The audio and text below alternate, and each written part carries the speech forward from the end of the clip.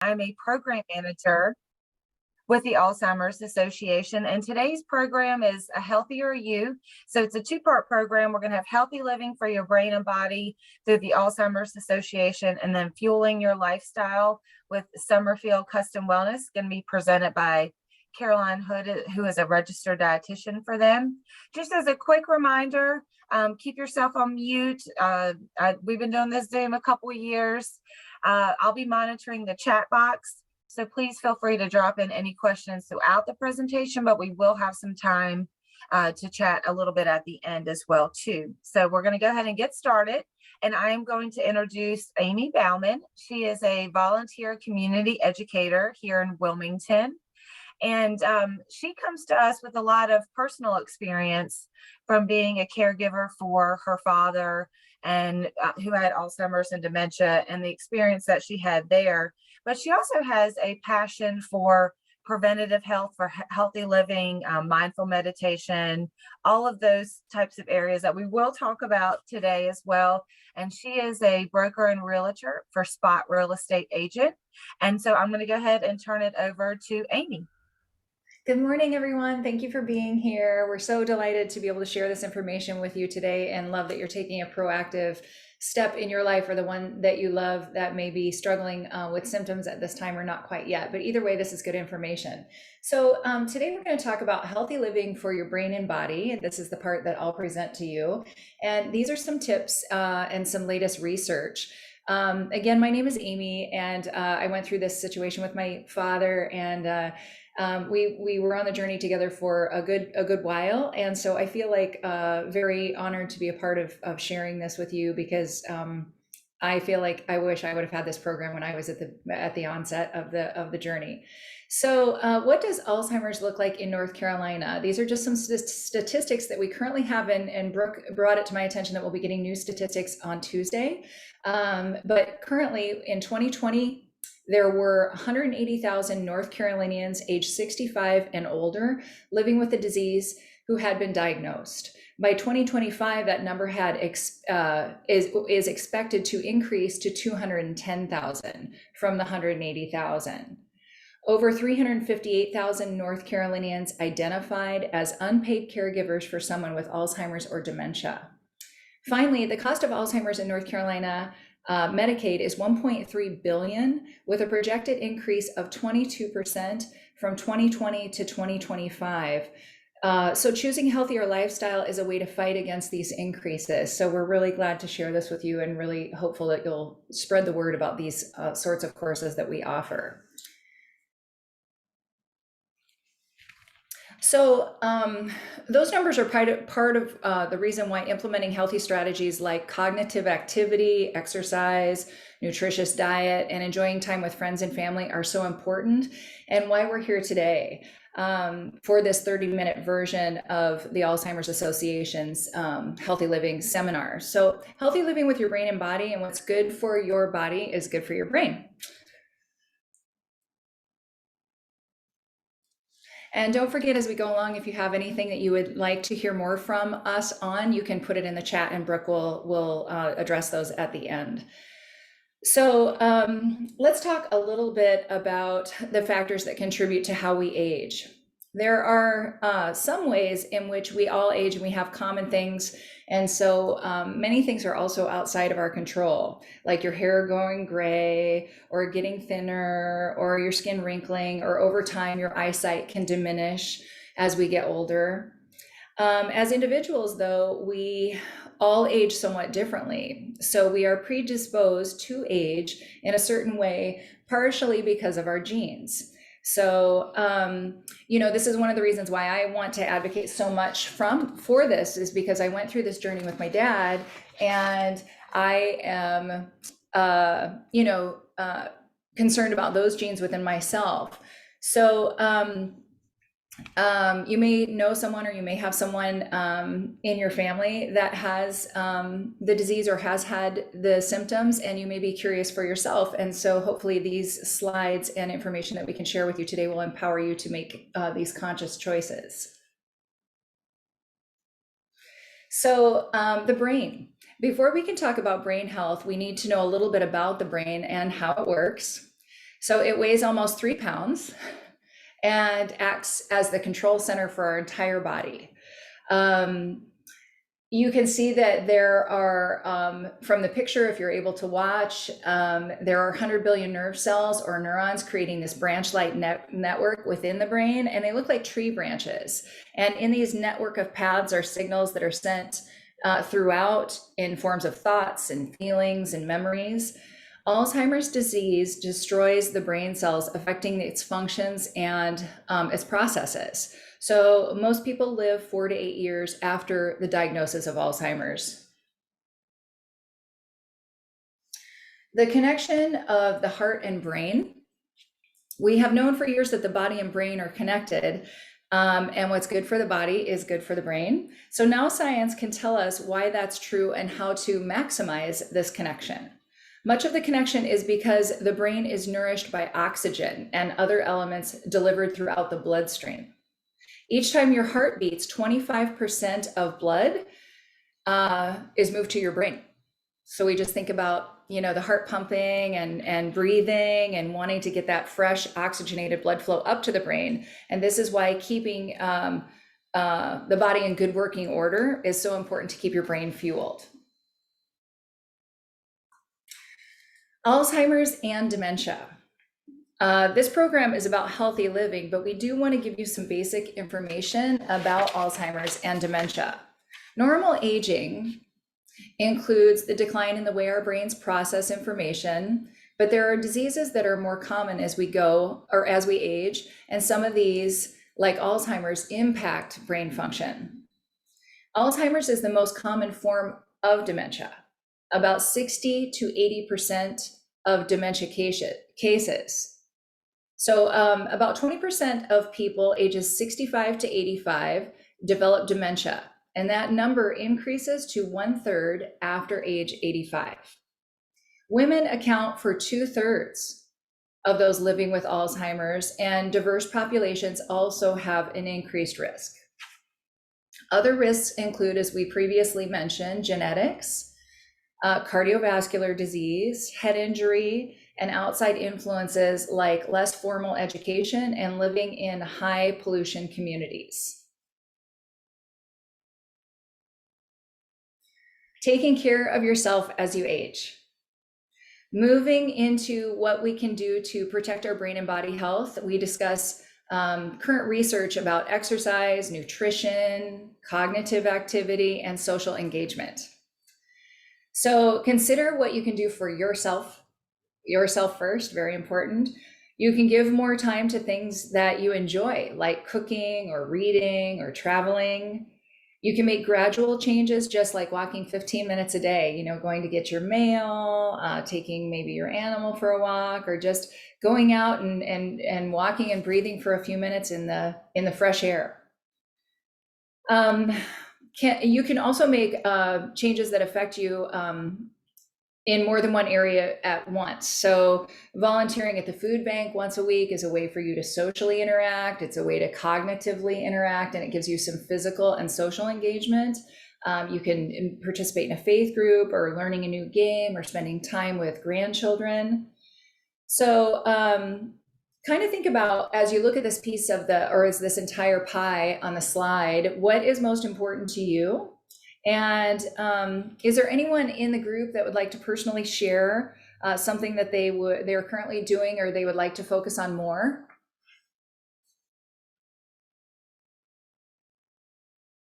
You can unmute yourself, or you can maybe put a question in the chat, comment.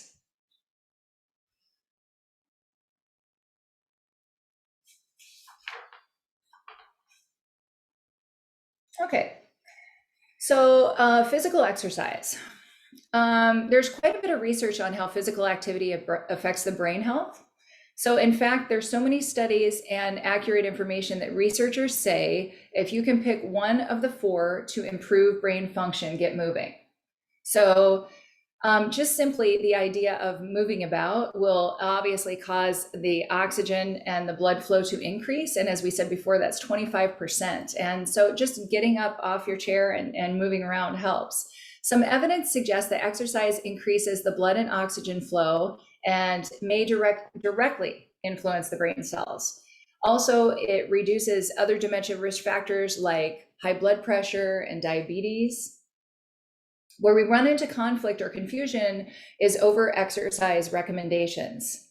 Some say that regular and more vigorous exercise, like 30 minutes 5 times a week, but other studies have shown the benefits from mildly just taking a walk.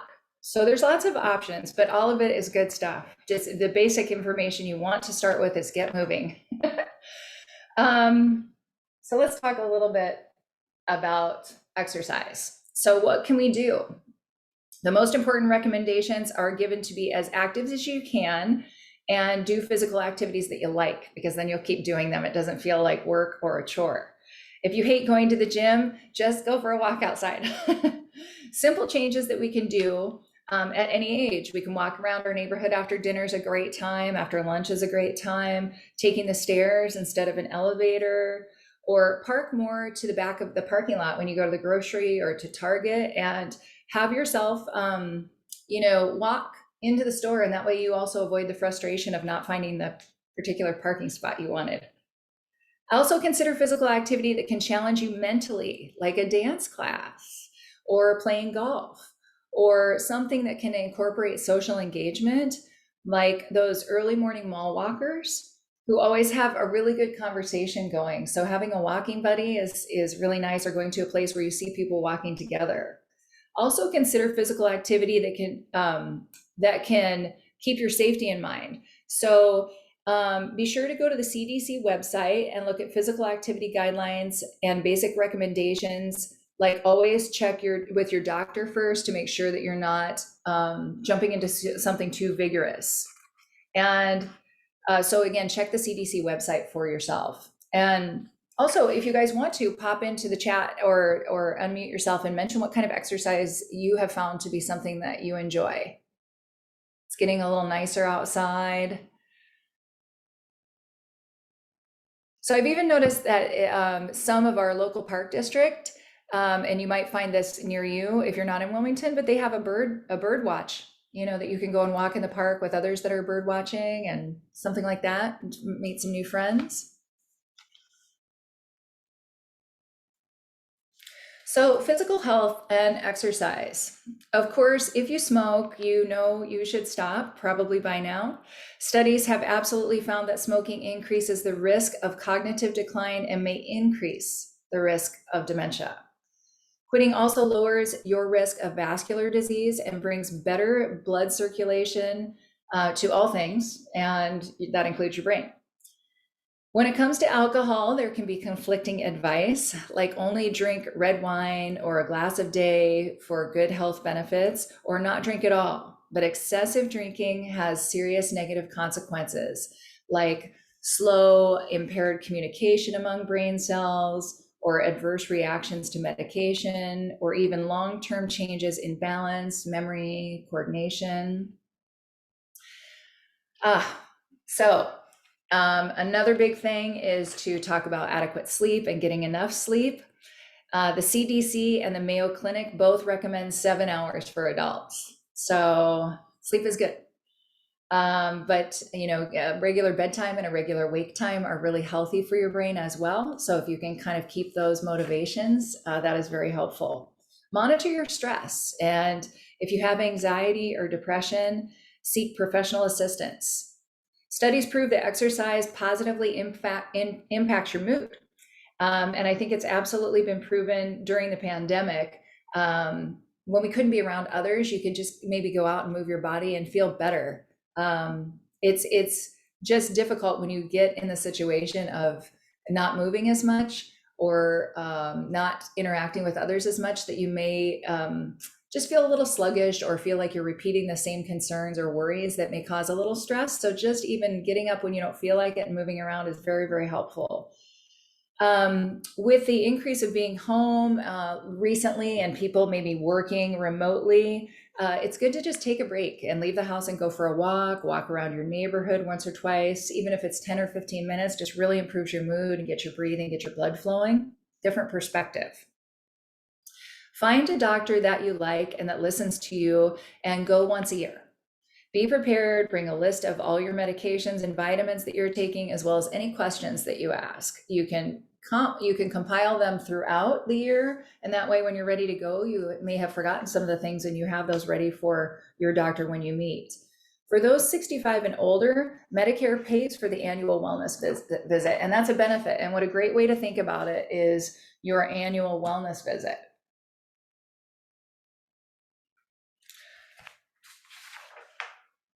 So I know am I on the right slide still? I think I feel like I am.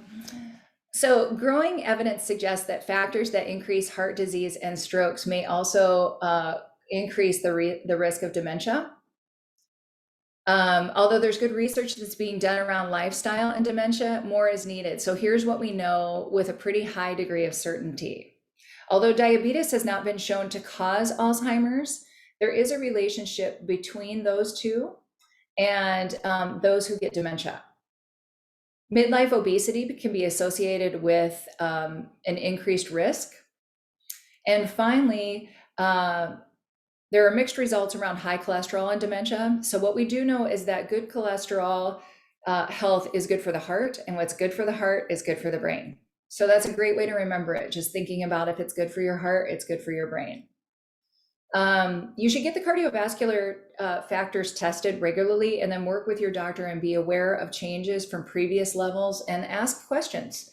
Ask questions as to why or what you can do to get into that regular zone that feels and is most healthy for you. Finally, diverse populations tend to have a higher risk of blood pressure, diabetes, cardiovascular problems. And in 2020, the Alzheimer's Association published that African Americans are also twice as likely, while Hispanics have nearly 1.5 times likely as Caucasians to get Alzheimer's. So if you're in one of those groups, it's just really important to pay attention to these things that you can do now.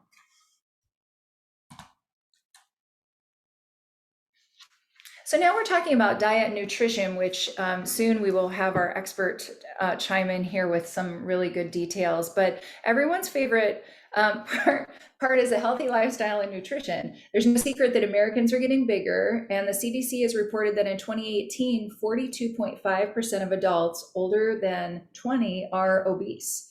When you combine obese and overweight, the number increases almost to 74%. There are differing lifestyle opinions about what is the best way to eat and maximize your health.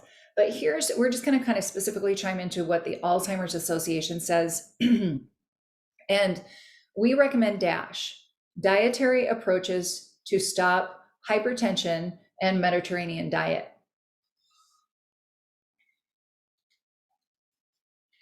So what we can do and what to eat and what to avoid. So this is some of the incorporation of DASH and the Mediterranean diets, but as you can see, and you probably know this, but it's a great time of year to be talking about this: fresh fruit and vegetables, nuts and beans and grains, lean meats and vegetable oils are all really good. And if you kind of notice, usually under the eat column, it's a little more affordable too. So that's a good motivation. Things that you should avoid: saturated fats or trans fats, processed foods, solid fat, processed sugar and salt, and deep fried foods, and just try to, enjoy cooking at home and making your own meals. Eating out is sometimes, there are added ingredients that are not the best for us. Cognitive activity. So we'll move into cognitive activity, and it's just kind of a fancy term for keeping your mind active. And as you know that your mind loves new and challenging ways, and your brain actually begins to form and nourish new pathways and connections for new brain cells. The more pathways, the more nimble the brain is, and the better it is to guard against the side effects of injury. So just like using your muscles and your bones, they get stronger, so does your brain with mind activities. It also prevents or helps prevent diseases that may compromise brain functioning. So studies have been done where people play games or read material that was challenging for them, maybe do puzzles. And those who read regularly keep their brains active, can recall more information that was recently learned, and remember it much later to a greater degree than those who don't keep their minds stimulated in this way. How about formal education? Classroom-based learning by professionals can protect your brain from developing dementia. And our area colleges, and again, the Parks and Rec District, a lot of times have classes that are free. And you will meet friends through these classes, and some of them you can do online if you can't make it to the facility. Some researchers think that because of our brains, think this is because of the way our brains are connected, and others think it's because education levels are related to socioeconomic factors, which are correlated with risk for disease and access to medical care. More research is taking place to explore these questions. If any of you are taking classes or finding ways to meet people or doing puzzles or any activities that you can think of that keep your brain stimulated, if you want to share those in the chat, I think that would be a great way to share with each other. So what can we do to exercise our brains?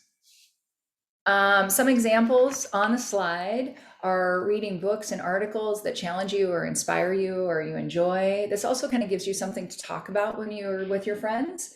Complete puzzles or play games, learn new skills or hobbies, knitting, engage in ongoing learning like we just discussed. So it goes beyond crossword puzzles, and you can also really connect it with something you enjoy, so it doesn't feel like work, and you're encouraging yourself to stay with it because you like it. Use the technology that we have. I can tell you that even now, by hopping on this Zoom call, it's wonderful learning. I'm learning more about technology all the time. Maybe learn an app on your phone, a puzzle app. I know there's a new game out there that my children and I are playing called Wordle. And we play it every day as a group, but it's really fun. You don't have to have the app for that. So one of our volunteer community educators, Dr. Rose, recommends that a few different apps like Elevate or Peak Language Therapy, 4-in-1.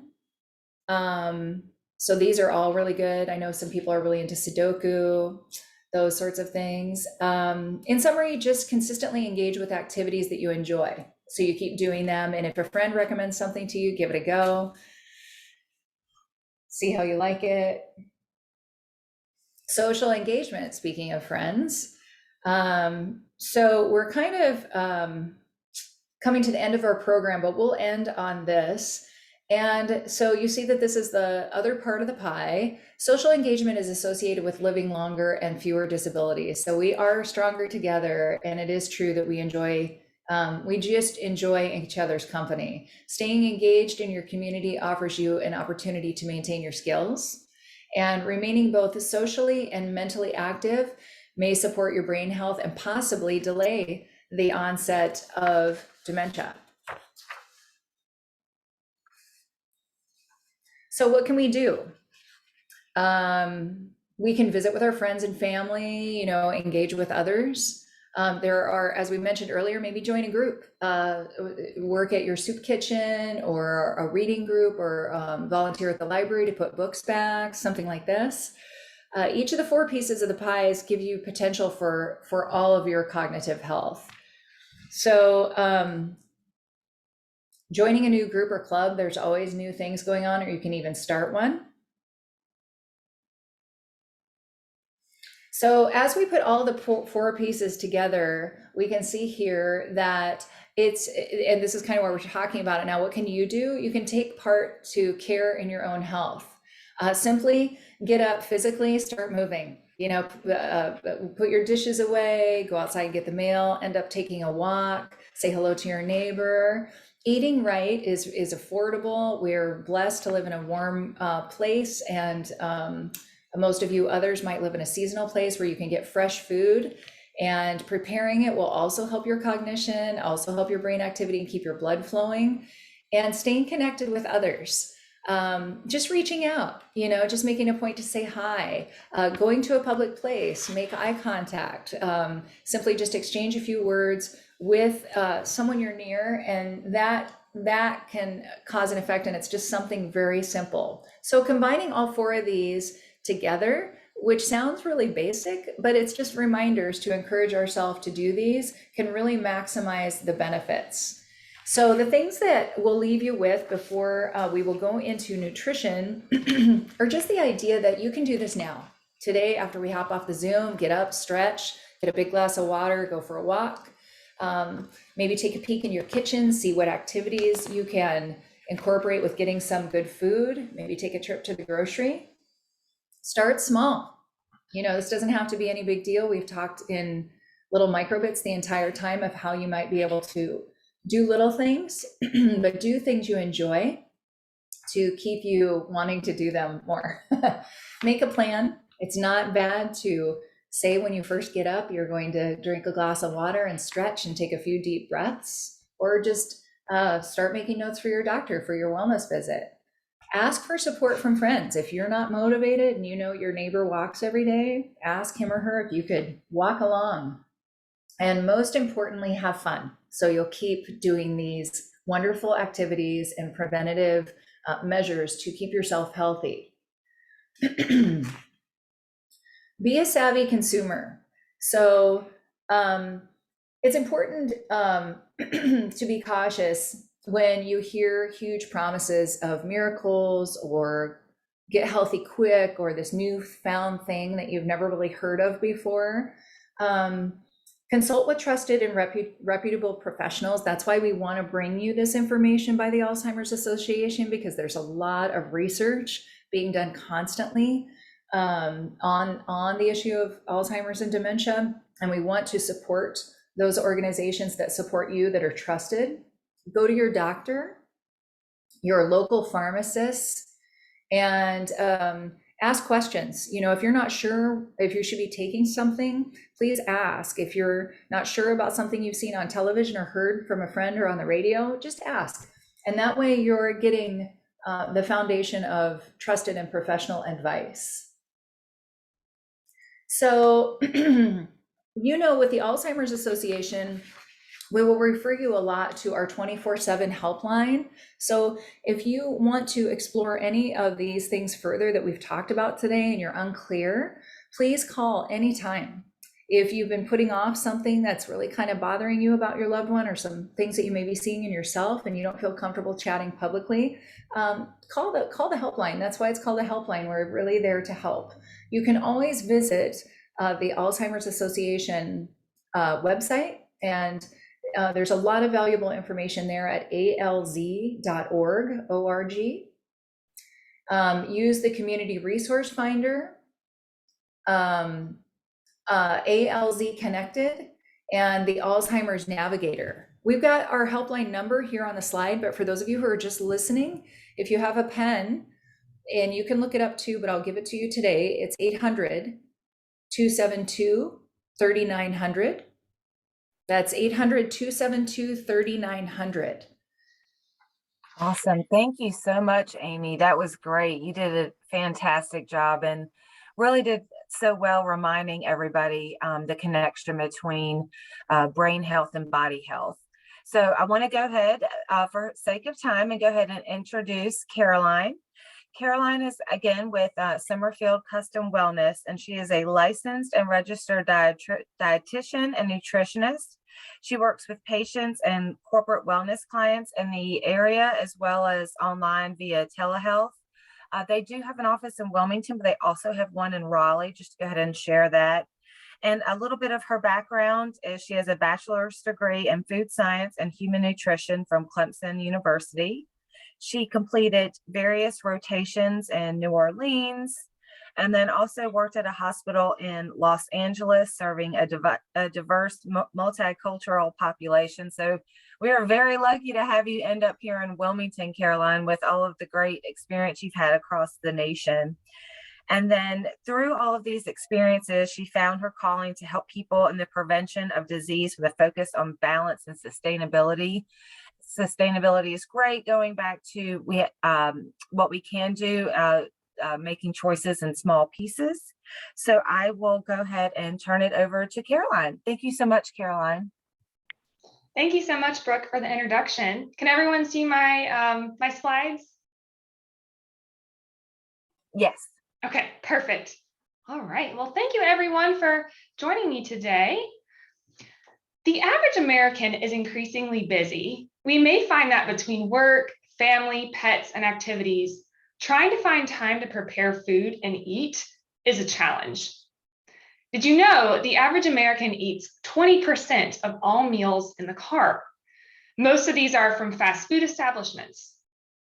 Today, I'm going to share some ideas of how we can fuel our busy lifestyles with quick, easy, and delicious meals that align with our individual health goals. As Brooke said, my name is Caroline. I'm a registered dietitian with Summerfield Custom Wellness. Through working with clients, I found that one of the biggest barriers to proper fueling is a lack of time or not having the desire to spend a lot of time in the kitchen. We're going to address that today. So why do we need to fuel ourselves? We need energy. Energy is the ability to do work. Energy is person dependent, and we can assess our own energy levels based on how we feel. This could be how we feel mentally. Can we think clearly, or are we experiencing brain fog? This could be how we feel physically. Do we have the energy to be physically active, or do we feel fatigued and drained? One way we can identify if we need more energy is through listening to our body's hunger cues, like a growling stomach. If our stomach is growling, we need food. Food is energy. We can also ask ourselves if we have the energy to complete our daily tasks or finish that long to-do list. Identifying if we need energy is one thing. We also need to know how we can optimize our energy levels.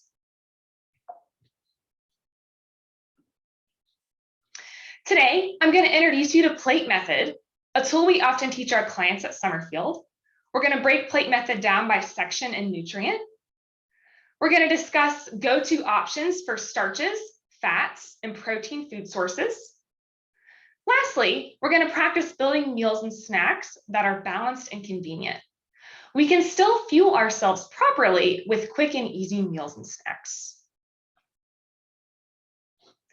By the end of this presentation, my goal is for you to evaluate your current energy versus your ideal energy. Identify the role each macronutrient plays in fueling your body. Macronutrients include starches, protein, and fat. Implement some quick and simple meal and snack ideas into your busy lifestyle. And lastly, float through life making healthy choices with ease. Let's start with fueling. We have to fuel ourselves, and we need to do it in the right way. Here, we have the glycemic index, which measures how quickly a food causes our blood sugar levels to rise. It's a great visual of sustainable energy. Let's use breakfast as an example. If we were to eat a breakfast of a big fluffy stack of pancakes with maple syrup and orange juice to drink, our blood sugar would likely resemble this red line on the glycemic index. All the sugar and carbohydrates from our breakfast is going to cause sugar to flood into the bloodstream. We may have a lot of energy and feel great for a short period of time. Unfortunately, what goes up must come down. Our body overcompensates, our blood sugar crashes, which results in fatigue, hunger, maybe moodiness, and the inability to focus. The more ideal situation is a low glycemic index, or the orange curve. There's a slow release of sugar into the blood with a slower drop. This provides us with sustainable energy without those highs and lows. We're able to complete our daily tasks and feel good throughout the day. Let's take a look at how we can achieve this lower glycemic index and sustainable energy. The plate method is a tool we can implement at mealtime to ensure our meals are balanced and provide us with this sustainable energy. If we're applying plate method, we want to include starches, protein, and non-starchy vegetables with each meal. The idea is to eat 2 fistfuls, or about half a plate of non-starchy vegetables, 1 fistful, or quarter of a plate of starches, and 1 palm, or quarter of a plate of protein. Let's dive into each of these categories. Beginning with starches, which makes up a quarter of our plate or one fist. Starches are made up of various types of carbohydrates and fiber. This includes our grains like rice and pastas, starchy veggies like sweet potato, potatoes, and corn, as well as our fruits. Starches have been demonized in a lot of different diets that are out there. And the thing is, we need starches. When we digest starch, they start to break down into sugars. No matter what starch you're eating, whether it's from toast or fruit, they all eventually get converted into sugar or glucose. Glucose is the #1 fuel source of energy in the typical human diet. When the starch is broken down to sugar, the sugar enters our bloodstream, increasing our blood sugar. This allows our cells to grab the energy they need to do work. Glucose is our brain's main source of fuel. We also have the ability to store glucose in our muscles and liver to use as energy for later. However, not all carbohydrates are created equally. Simple carbohydrates break down quickly and can actually spike our blood sugar more. These simple carbohydrates are usually processed and void of nutrients. An example is maybe a donut. Complex carbohydrates are slower to digest, usually contain more fiber and vitamins and minerals, such as an apple. Limiting or eliminating carbohydrates taxes our body to use fat or protein as energy. We can feel pretty drained without our body's preferred fuel source. If we limit or eliminate carbohydrates, we're likely missing out on nutrients as we're taking out a whole food group. This can lead to cravings, insatiable hunger, and even a sugar crash. Moving on to protein, which makes up 1/4 of our plate or 1 palm. Protein can come from plant or animal sources, whether coming from meats, seafood, dairy, soy, or other legumes. We need protein to be properly fueled. Protein is the main building block for our muscles and tissues. Our bones are made up of roughly 50% protein by volume. So we need it for the structural support as well as movement. Some proteins function as hormones. Hormones are chemical messengers that regulate all parts of our body. Protein helps us make insulin, the hormone that allows us to draw blood sugar into our cells for energy. Protein is also responsible for producing hormones that tell us we're full, so we can be fueled and go about our day without having to constantly stop due to hunger. Proteins also help our body create antibodies, the little cells that help us fight off infection. We can't keep up if we're constantly sick, so adding protein at meals can keep us healthy. Next, we have our non-starchy vegetables, which should take up about half of our plate or 2 fistfuls. They provide us with the biggest punch of vitamins and minerals. We get B vitamins, which keeps our metabolism running. Non-starchy veggies also provide fat and water-soluble vitamins that allow our body to do the chemical processes it needs to keep our cells active and healthy. The more color we consume, the more vitamins and minerals we get. So we want to aim to eat the rainbow every day. This variety in color is key to helping meet all of our needs so our biological processes can occur. Non-starchy veggies also provide our bodies with fiber. Fiber helps to keep us full and keep our gut healthy. Finally, adding in all those colors provides us with more choices of what to eat. Variety is key for any long-term sustainability with eating.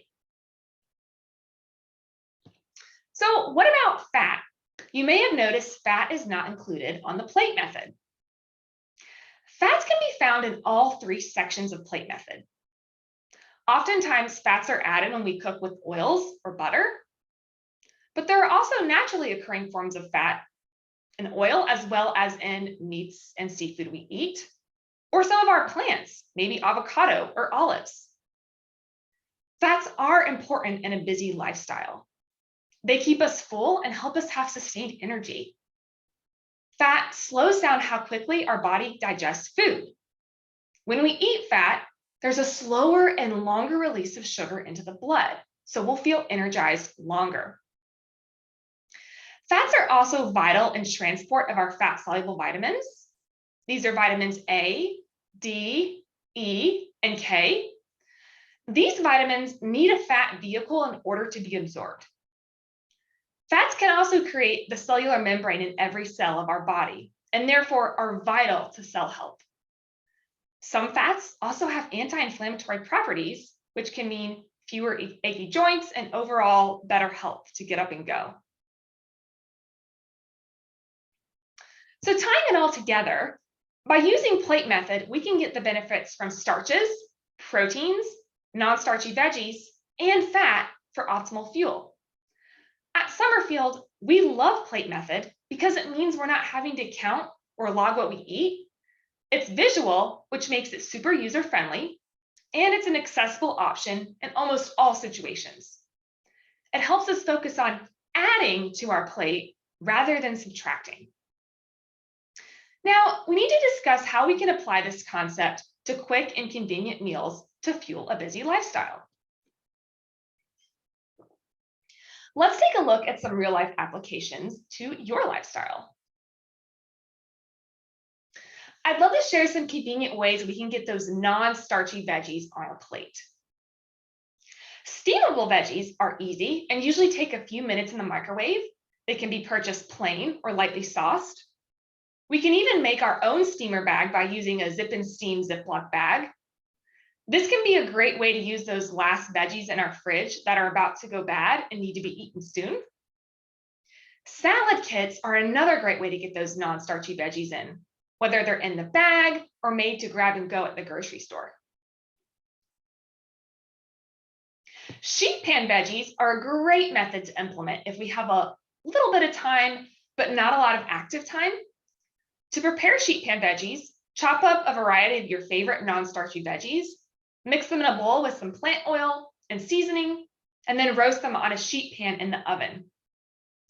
That way you can go do something or relax while you wait for your veggies to cook. We can also throw our veggies on the grill or an indoor grill pan. This is super quick if we don't have a lot of active time. If you don't mind spending a few extra dollars to save time, pre-chopped veggies can be a great option and are found at pretty much any grocery store. Moving on to protein, an easy grab-and-go protein option is rotisserie chicken. It can be eaten right after purchase, saved for leftovers, or even repurposed into another meal. Growing up, my family relied on rotisserie chickens often for a quick protein added to dinners. I have many memories of my dad picking the leftover chicken off the bone and repurposing it into chicken salad for lunches the next day. Some grocery stores will steam or cook up your seafood while you shop. I know Whole Foods offers this. This is a great way to save time. There's also quicker cooking methods, such as using an air fryer or an Instant Pot. These have both seemed to become quite popular over recent years. Prepackaged protein options can also come in handy. This could be canned tuna, salmon, or chicken. Frozen pre-cooked chicken strips are another great option, as well as tuna pouches to eat on the run or throw into a dish. We don't want to forget about our vegetarian protein options. Heat and eat lentils are a quick, convenient way to get that protein in. Tofu is another quick plant protein option. Extra firm tofu does well for quick baking or grilling. We can't forget about our eggs.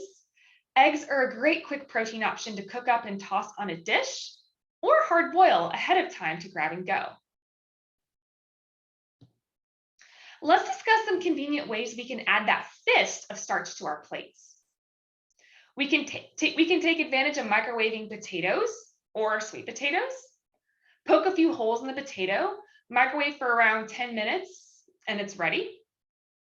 Express cooking rice is another quick option. There's a variety of flavors, types, and different choices. This could also be quinoa or barley. not just rice. There's even steamable options now, plain, lightly sauced, and even with added non-starchy veggies. Canned beans are a fabulous option for a starch. All we need to do is drain, rinse, and heat up. Beans are also inexpensive. Gnocchi is a quicker option than most pastas. It requires only 2 to 3 minutes of boiling as opposed to 10 to 12 minutes.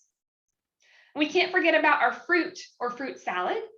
We can simply add a piece of fruit, such as an apple or a banana, to our meal, or add a fist of chopped fruit to our meal. Taking advantage of that pre-chopped fruit in the grocery store can make this super convenient. And we can't forget about fats. There are several convenient ways we can incorporate healthy fats into our diet. Healthy fats are found in cooking oils. This could be olive oil, avocado oil, coconut oil, maybe even a little bit of butter or ghee. You can also try the food in the whole form to get some extra fiber with the fat, like olives or avocados. Other healthy fat options include nuts, such as almonds, walnuts, cashews, or pecans, even nut butters. This could be peanut butter, almond butter, even sun butter. Seeds are another option, like pumpkin or sunflower seeds. Now let's pair these different foods to create quick and easy meals and snacks. One idea is a single bowl meal.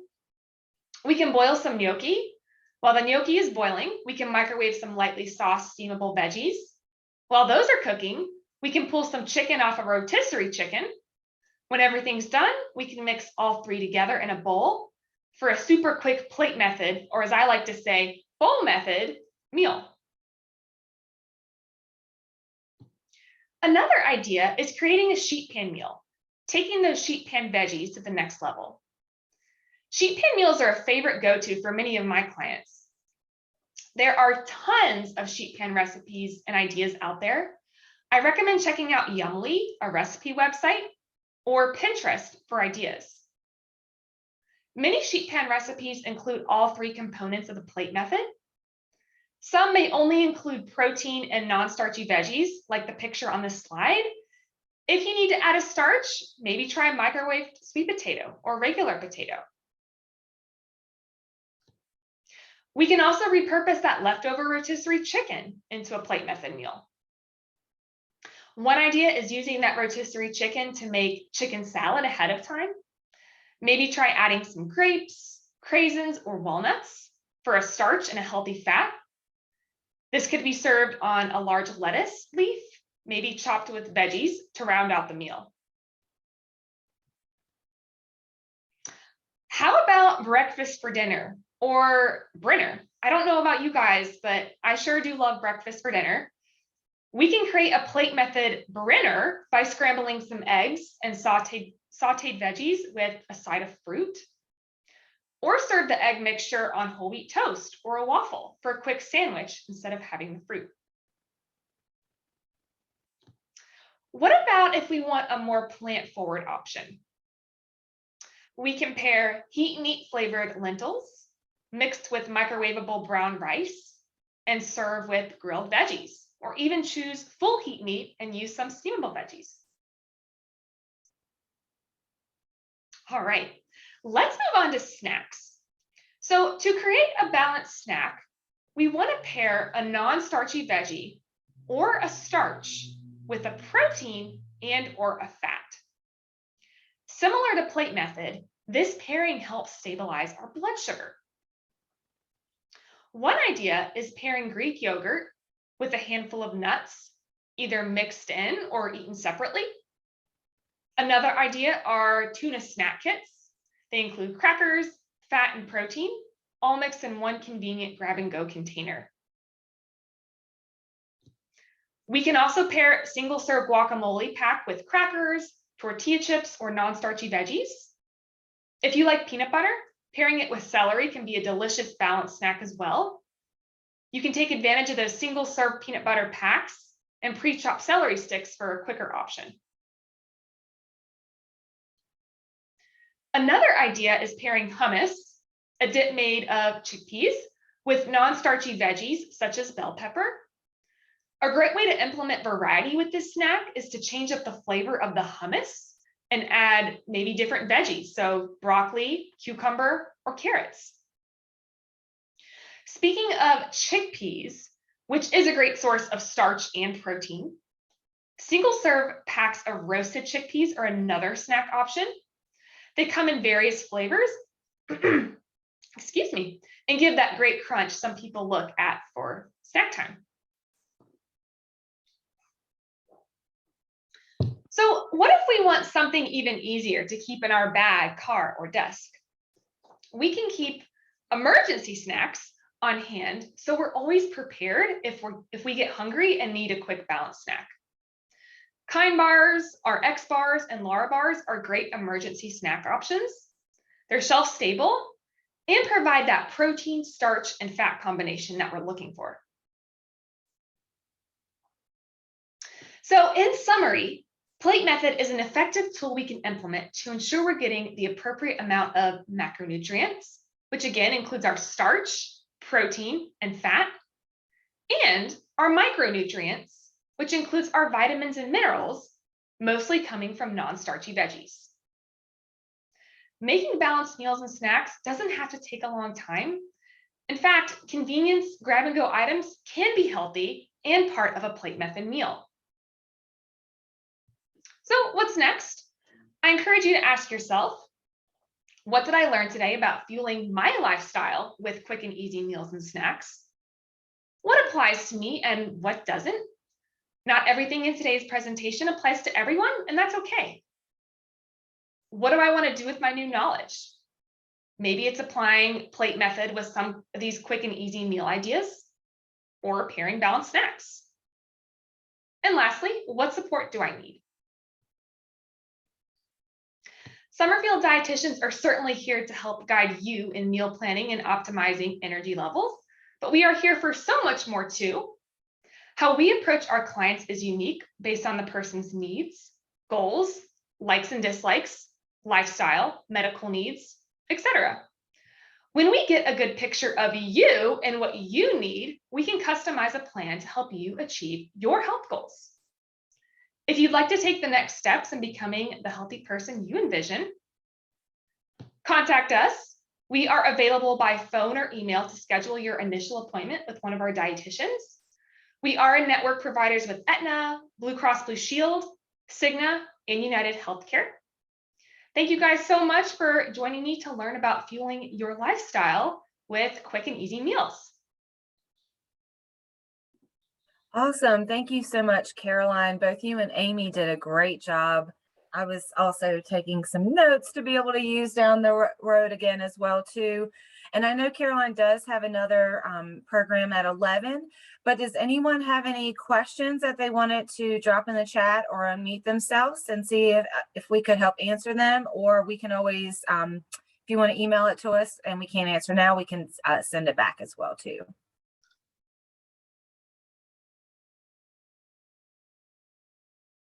Okay, well, if there are no questions, again, I'll provide everybody's contact information. I did send out both presentations along with a workbook around healthy choices. And then if you've got any additional follow-up, please feel free to reach out to any of us. And thank you all so much for joining us again. And thank you, Caroline and Amy. I really appreciate it. Thank you. Thank you so much. Have a good afternoon, everyone.